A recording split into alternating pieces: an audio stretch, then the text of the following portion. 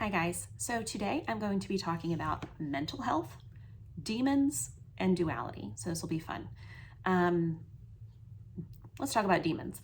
Now in the New Testament, in Matthew, Mark, Luke, and John, there are several stories of Jesus expelling demons from people being like possessed with a demon and Jesus drawing that demon out. And, there's movies made about this, like The Exorcist. It scared the absolute crap out of me when I was younger. I don't think Paranormal Activity is demons, but anyway, there's all sorts of movies that kind of focus around this thing, and it's frightening. But one of the things we're beginning to understand is, not too long ago, when people were dealing with different mental illnesses, people assumed it was a demon possession.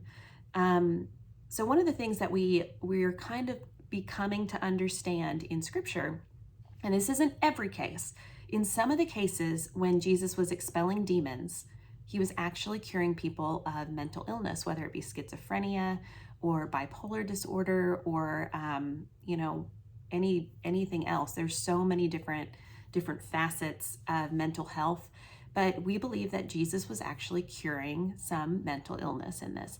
Now, when we talk about, like good versus evil, we're talking about a dualistic world. This is something we're going to tackle closer to the end. But a lot of people take Scripture and they want to make it just that Jesus is coming, plowing through. There's this clash of good and evil. They're fighting. Jesus is destroying the bad and only the good's going to be here. This is not necessarily the healthiest way to look at our Scriptures. So I want to jump back now to the demon possession, because this is very much so. If people hold on really tight and only see the things occurring in the New Testament as Jesus driving out demons, it becomes a battlefield. The world becomes a battlefield of good versus evil. Now, the problem is every single one of us has that dark side to us.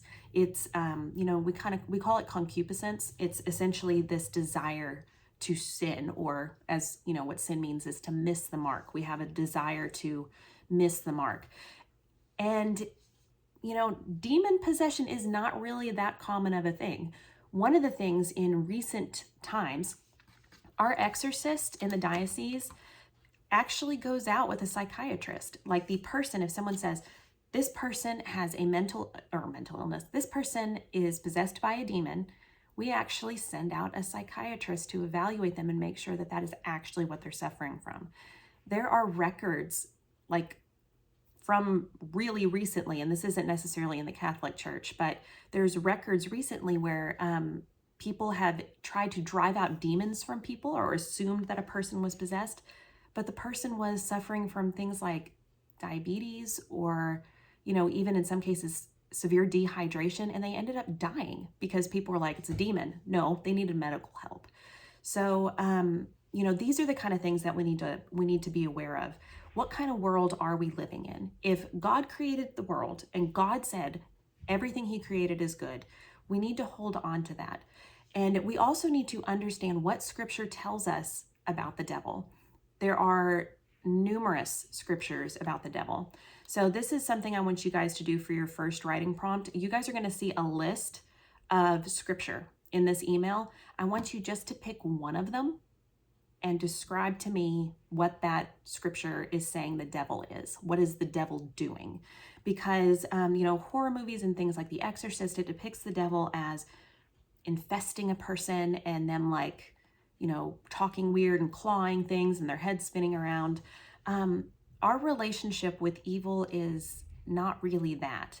If you could potentially get possessed by a devil, but that has to be something that you really are open to and you are wanting.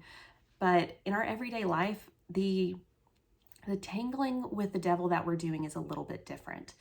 Now, there's a huge stigma, first off, I want to say, about, I'm bouncing all over the place. I'm sorry, this talk is going to sound like it was written by a run-over ferret, but, it is what it is. I'm bouncing back to mental health.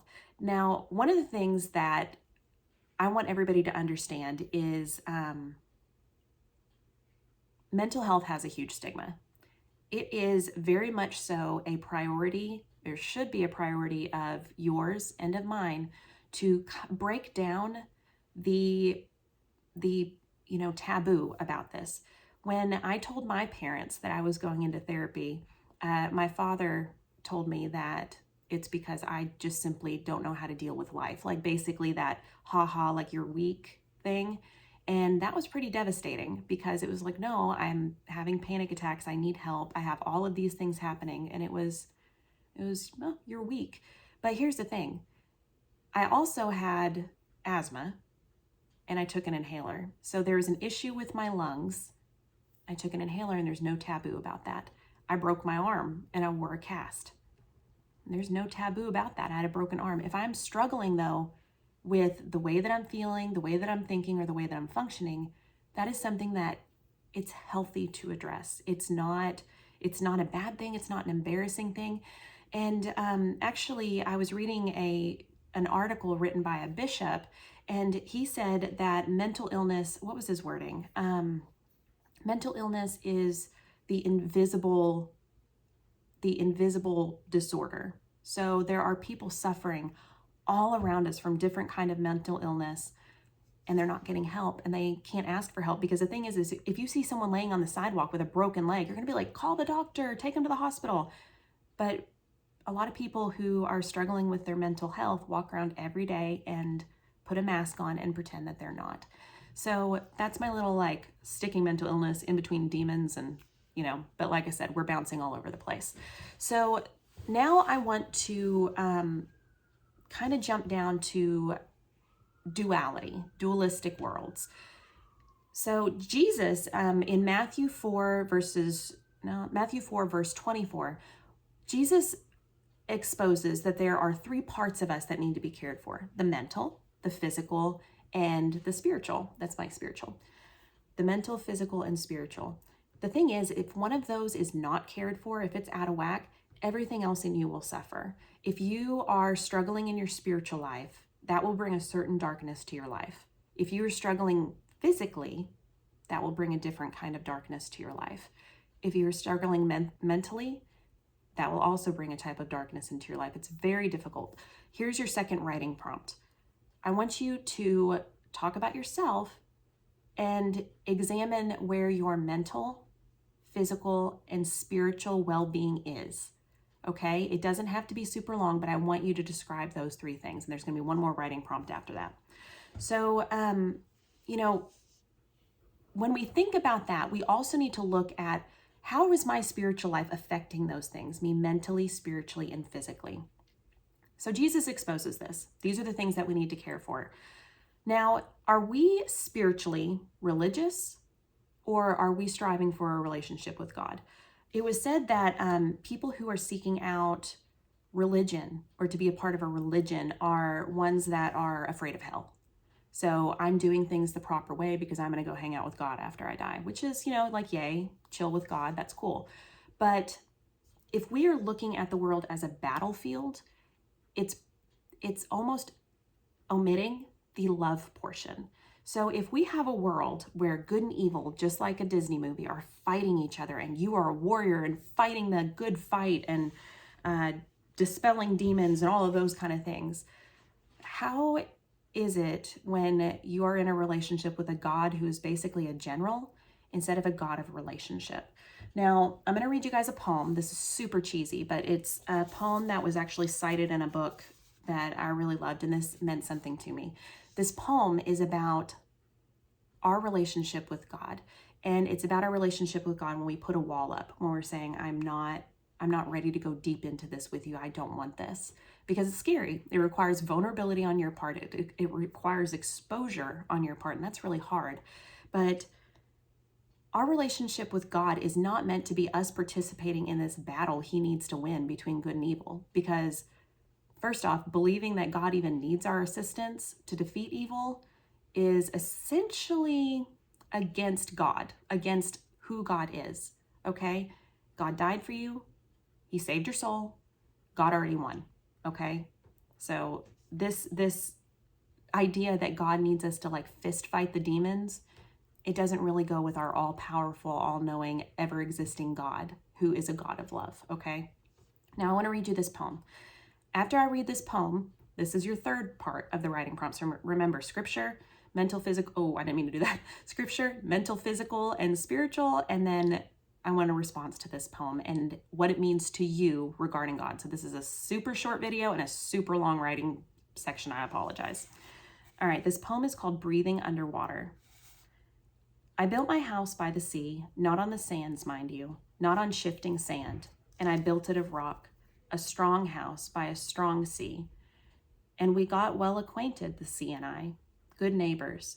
Not that we spoke much, we met in silence, respectful, keeping our distance, but looking our thoughts across the fence of the sand, always the fence of sand, our barrier, always the sand between us. And then one day, and I still don't know how it happened, the sea came without warning, without welcome, without a sudden shift, but it was swift, but a shifting across the sands like wine, less like the flow of water than the flow of blood, slow but coming, slow but flowing like an open wound. And I thought of flight, and I thought of drowning, and I thought of death. And while I thought, the sea crept higher till it reached my door. And I knew then there was neither fight, flight, nor death, nor drowning. That when the sea comes calling, you stop being neighbors, well acquainted, friendly at a distance, neighbors. And you give your house for a coral castle, and you learn to breathe underwater. Now, apply this to your relationship with God. And I know that's difficult, but we have a person that built a strong house and they were relying on themselves. And then, you know, God is the sea in this. There's a flood of God taking over this person's life. And it's so scary. They think, I am going to die. But they don't. They end up learning to breathe underwater. And this is kind of like the cornerstone, to me at least, of what it means to form the correct relationship with God. The correct relationship is not being like this fighter, you know, this praying warrior, which, you know, of course pray for people. I'm not trying to knock that. But what you guys need is to allow this rush to take over you and learn to breathe underwater. So this was the most like all over the place talk. If you guys have any questions, feel free to reach out. We're only going to have a handful more videos for you guys until the confirmation year is over with. So if you have not signed up for the confirmation retreat, it got moved to April 1st. This is only for second year teens. And, you know, if you already went, you don't have to go. So also Steubenville retreat. I was talked into going not only to the Steubenville retreat, which is July 7th through 9th, I think. And then we'll spend those nights out. We'll spend 2 nights out. And then on that Sunday, we're going to go to Silver Dollar City because I'm weak and I said yes, but we'll have fun. I'm not looking forward to that part. But if you want to participate, let me know, and I'll get you all the information. So you guys have a wonderful week.